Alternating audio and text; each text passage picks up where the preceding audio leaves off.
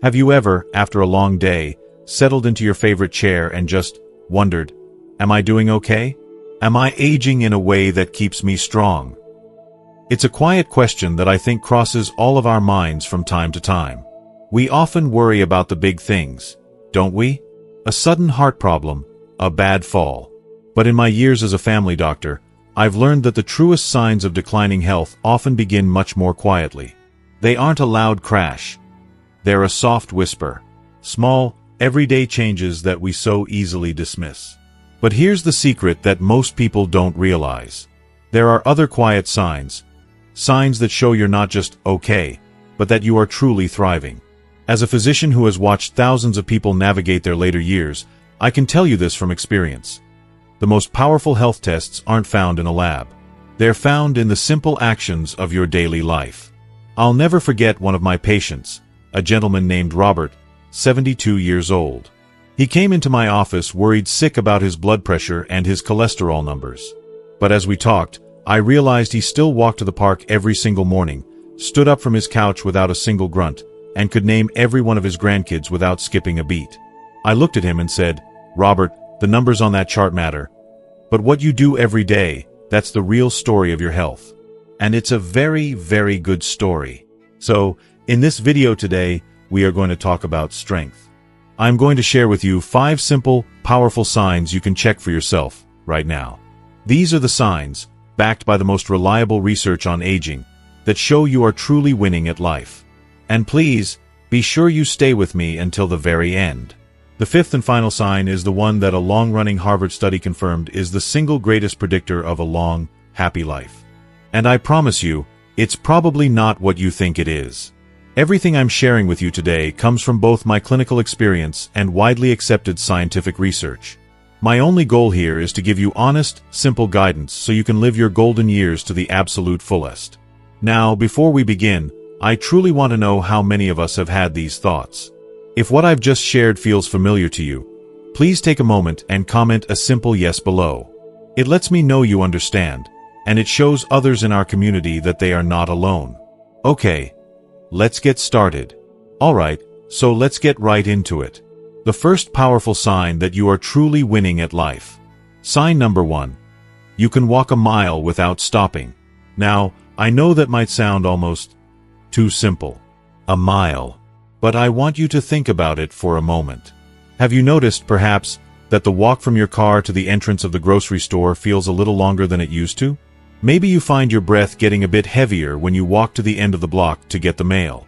It's a subtle, unsettling feeling, and it's one that many people in our age group start to experience, often without ever mentioning it to anyone. They keep it to themselves, thinking it's just an inevitable part of getting older. But here's the medical reality behind that simple walk. Think of it as your body's own, built-in stress test. When you walk at a steady pace, you are asking your heart, your lungs, and your muscles to all work together in harmony. Your heart needs to pump oxygen-rich blood effectively, and your lungs need to provide that oxygen without struggle. The ability to walk a full mile, even at your own pace, is a powerful indicator that this entire system, your engine, is still running smoothly and efficiently. It's a testament to your cardiovascular health. The core reason this becomes so important as we age is because of natural, biological changes. Over the years, it's normal for our blood vessels to lose a bit of their elasticity and for our lung capacity to slightly decrease. It's a gradual process. Maintaining the ability to walk consistently and comfortably is one of the most effective ways to actively push back against that process, keeping your heart and lungs strong and resilient. So, if you find yourself getting winded after just a few blocks or needing to sit down halfway through a walk in the park, that's your body sending you a signal. It's a sign that your cardiovascular system is having to work harder than it should. The scientific proof on this is incredibly clear and consistent. Study after study on healthy aging points to walking speed and endurance as one of the single most accurate predictors of long-term health and, crucially, independence. It's not just my opinion. It's a fact supported by decades of research in gerontology. I think of a wonderful patient of mine, a woman named Eleanor. When I met her, she was 85 years old, and she had made a simple, non-negotiable pact with herself decades earlier. She would walk every single day, rain or shine. Some days it was a brisk walk, other days it was more of a stroll. But she always did it. And at 85, she was still living in her own home. Her mind was as sharp as a tack, and she had this vibrant energy about her. She once told me, with a little twinkle in her eye, "Doctor, these old legs have carried me through a good life, and I'm not about to let them retire early." Eleanor understood, intuitively, what the science now proves. Her daily walk wasn't just exercise, it was her declaration of independence. So here is the simple, practical takeaway. First, if you can comfortably walk a mile right now, I want you to pause and genuinely celebrate that. It is a major victory for your health. Acknowledge it. Be proud of it. You've earned it. Now, if the thought of walking a mile feels daunting, please do not be discouraged. This isn't about running a marathon. The journey starts with a single step. Begin by walking to the end of your street and back. Next week, maybe try for 2 blocks. The goal is gentle, consistent progress. Every single step you take is a direct investment in your future, in your ability to live life on your own terms. It's the best insurance policy for your independence that money can't buy. If you believe in the profound power of a simple, daily walk, please take a moment to comment with the word "walk" below. It's a wonderful way to encourage each other in our community. Alright, now let's move on to the second critical sign that your body is aging wonderfully. Sign number 2. You can get up from a chair without using your hands. I want you to pay attention to this the next time you stand up, because it's something most of us do without even thinking. You're sitting in your favorite recliner or at the dinner table, and it's time to get up. Do you find yourself placing your hands on your knees and pushing off? Or do you automatically reach for the armrests to give yourself a little boost? It's a tiny, seemingly insignificant habit. But from a doctor's perspective, that small motion tells a very big story about your future health and independence. It's a quick, real-world test of your functional strength, and it's far more revealing than you might think. Here is the science behind that simple action. When you stand up without using your hands for support, you are engaging some of the most important muscles in your body. The large muscles in your legs, your quadriceps and glutes, and the deep muscles in your core. These muscles are your foundation. They are what hold you upright, what keep you steady, and what allow you to walk with confidence. Having strength in this area is directly linked to having good balance, which is absolutely essential as we get older. Now, the core reason this becomes a vital sign after 60 or 70 is because of a natural process called sarcopenia, which is just the medical term for age-related muscle loss. As we get older, we all naturally lose a certain amount of muscle mass. It's an unavoidable part of aging. However, the real concern isn't about being able to lift heavy weights at the gym. It's about losing functional strength, the strength you need to perform everyday tasks safely and easily. So, if you feel a little unsteady on your feet sometimes, or if you feel a moment of weakness when you first stand up, it often isn't a problem with your inner ear or your brain. It's a direct symptom of these foundational muscles not being as strong as they used to be. The proof of its importance is undeniable and, frankly, quite serious. According to the Centers for Disease Control and Prevention, CDC, falls are the #1 leading cause of injuries and injury-related deaths among older adults. A simple fall can lead to a broken hip, a loss of independence, and a dramatic change in your quality of life. Therefore, keeping your legs and core strong is not about vanity. It is the single best insurance policy you can have against falls. An insurance policy that doesn't cost you a single penny. It's about ensuring that you can continue to navigate your world with safety and confidence for years to come. So, here is the call to action. Sometime today, I want you to try this simple test in a safe way. Sit in a sturdy chair, with your feet flat on the floor. Cross your arms over your chest and try to stand up smoothly. If you can do it easily, that is fantastic. That is a clear sign that you have retained the functional strength you need. If you struggle a bit, that's perfectly okay. It's not a failure. It's an opportunity. You can start building the strength back by practicing this very motion. Simply stand up and sit down from a chair, slowly and controlled, a few times each day. It's one of the most effective exercises you can do. If this insight was surprising or helpful to you, I'd love to see you comment with the word "strong" below. It's a declaration that you are committed to maintaining your physical independence. Now for the third sign. This one moves from the body to the mind. Sign number 3. You can remember a short list of things. We've all been there. You walk with purpose into the kitchen, open the refrigerator door, and then stand there, completely blank, wondering what on earth you came in for. We jokingly call it a senior moment. But underneath the joke, there's often a flicker of real fear, isn't there? A quiet worry that asks, is my memory slipping? Is this the beginning of something more serious? This fear is one of the most common anxieties I hear from my patients. Let me first put your mind at ease. Forgetting where you put your keys or why you walked into a room is a completely normal part of aging. Our brains, like our bodies, change over time. But there's a world of difference between that kind of minor forgetfulness and a genuine decline in cognitive health. The ability to hold on to a small amount of new information, like remembering a short grocery list of 3 to 5 items, or a phone number someone just told you, is a powerful sign that your brain's working memory is still in great shape. Think of your brain as a muscle. It needs regular exercise to stay fit and sharp. The core reason this is so important is that it demonstrates your brain's continued ability to create and access short-term neural pathways. As we age, the speed at which our brain processes information might slow down a bit, but our ability to learn and adapt, what scientists call neuroplasticity, remains remarkably robust. When you make a conscious effort to remember a short list, you are actively firing those neurons and strengthening those connections. The symptom of a healthy brain isn't never forgetting anything. It's having the capacity to focus and retain new information when you need to. It's the difference between a minor lapse and a fundamental difficulty in learning something new. I had a patient, a retired engineer named George, who was terrified of memory loss. He saw it happen to his father and was convinced it was his fate too. But George decided to fight back in his own way. Every single morning, he did the crossword puzzle in the newspaper. He also learned how to play Sudoku. He told me, "Doctor, I treat it like my morning workout, but for my head."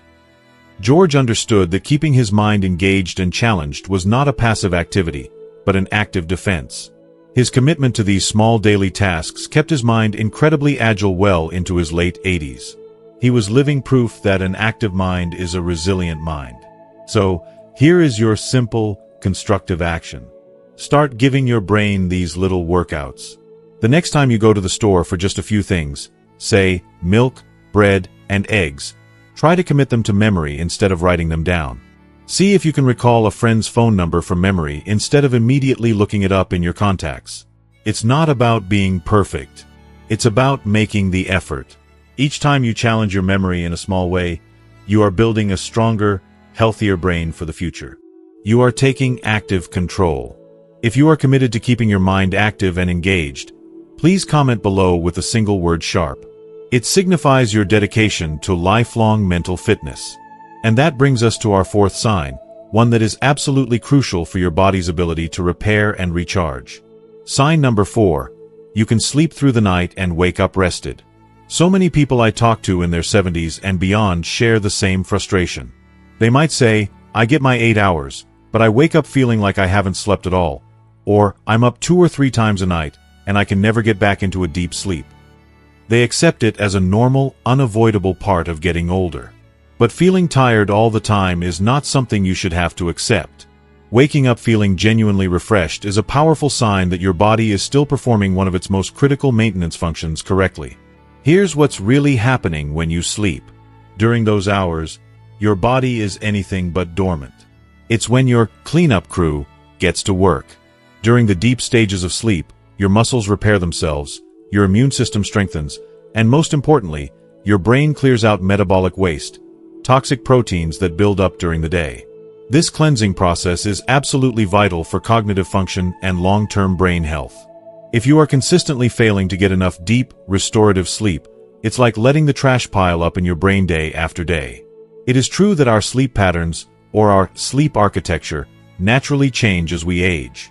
We tend to spend less time in the deepest stages of sleep and may wake up more easily. That part is a normal biological shift.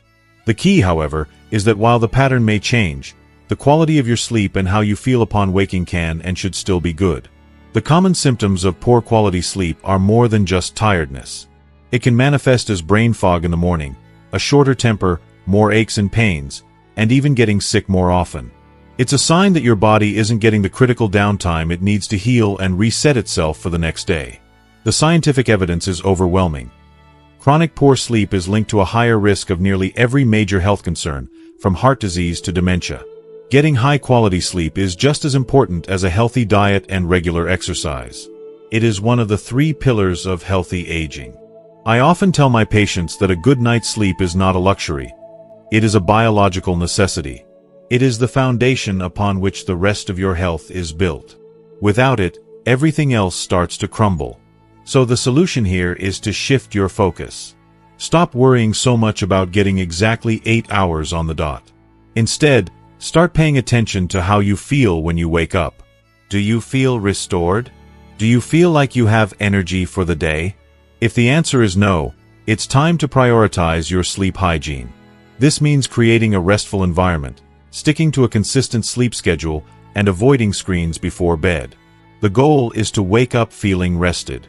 That feeling is the true measure of a successful night's sleep. It is a sign that your body's essential repair systems are working beautifully.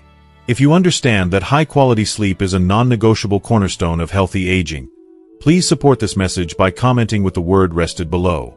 And that brings us to the 5th and final sign. And as I promised at the beginning, this one, in my experience and according to some of the most profound research ever conducted, is the most important of them all. Sign number 5. You maintain relationships and purpose. Now, this might not sound like a medical sign.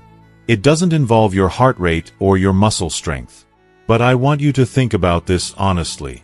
Do you have someone you can call right now, a friend or a family member, just to talk? Do you wake up most mornings with a reason to get out of bed? It doesn't have to be a grand, world-changing reason.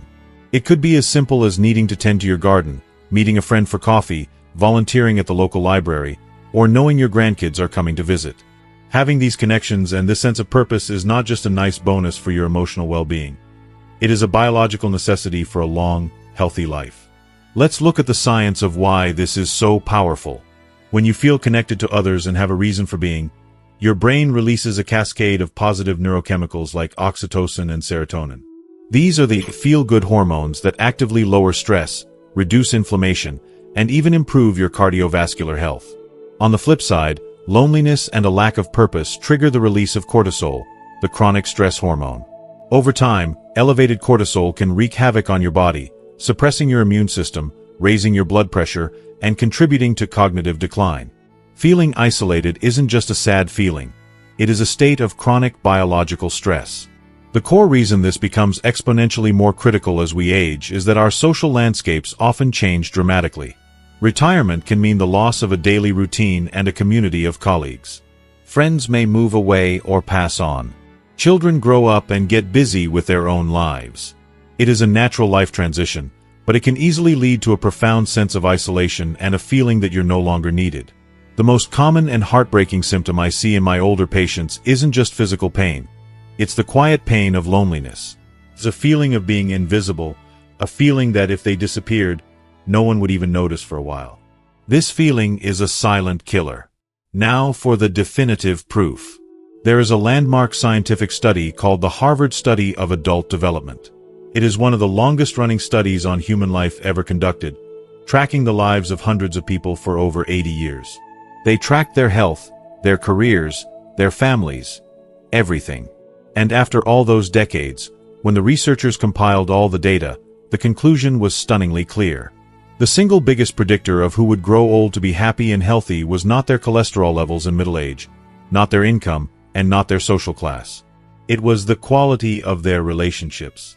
People with strong social ties to family, friends, and community were physically healthier, lived longer, and had sharper memories than those who were isolated. The lead researcher summarized 80 years of data into one simple, powerful message. Good relationships keep us happier and healthier. Period. This isn't just a feel-good sentiment. It is one of the most robust scientific findings in the history of human health research. I think of one of my patients, a widower named Frank. After his wife passed, he was completely lost. He spent his days watching television, feeling his world shrink. One day, on a whim, he answered an ad for volunteers at the local animal shelter. He was only going to walk a few dogs. But soon, he was a beloved fixture there. He had a reason to get up, a community that counted on him, and plenty of four-legged friends who adored him. The change in his health was remarkable. His blood pressure went down, his mood lifted, and the sparkle returned to his eyes. Frank didn't find a new medicine. He found a new purpose. So this is my final, and perhaps most important, piece of advice. Actively nurture your connections.